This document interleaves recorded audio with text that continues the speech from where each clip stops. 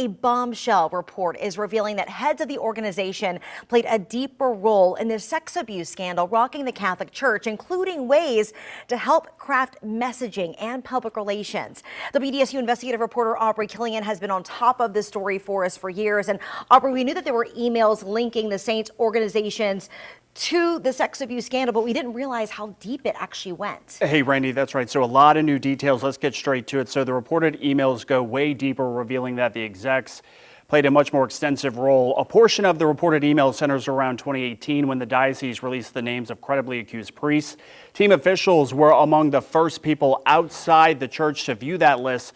The reported emails state that they had access to who was on the list. The team's president drafted questions that the Archbishop should be prepared to answer as he faced reporters. The Saints telling the AP that no member of the organization condones or wants to cover up abuse that occurred in the Archdiocese of New Orleans. We've got State Rep Mandy Landry in studio joining us live. You've reviewed the emails. Walk us through your take and what we know.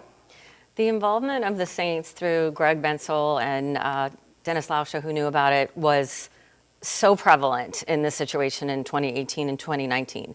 You had supposedly a conference call with the DA, Leon Canizaro. You had federal Judge Zaney, who knocked out the look-back window that the legislature passed before it was upheld later.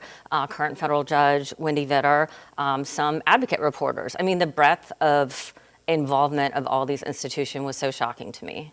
And State Rep Mandy Landry, we can't thank you enough. We are reaching out to the individuals you've mentioned. You as a lawmaker, what can you do? What is the next course of action for you as a lawmaker?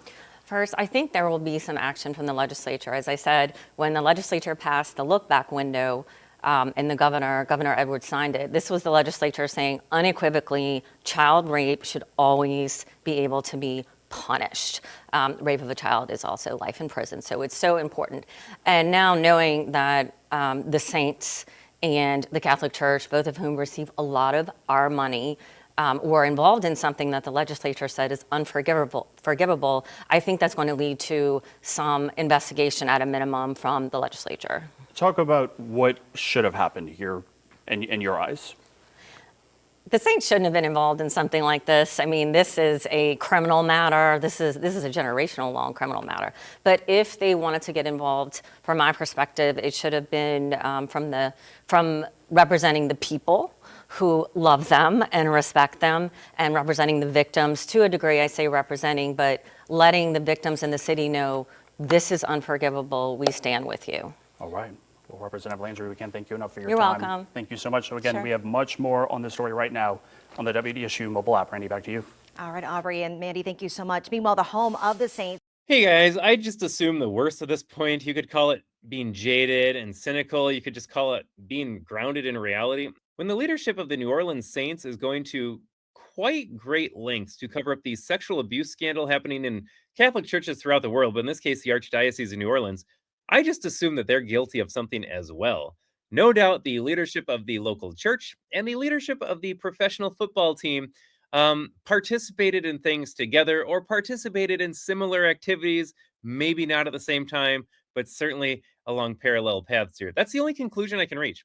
Why would the NFL Saints be in any way connected, other than like their name and it's got some religious connotations, to the Archdiocese of New Orleans? I don't think there's a lot of overlap between leadership of the church and ownership of the team or leadership in those places. So I'm left to conclude that the only thing they have in common are the activities that they engage in.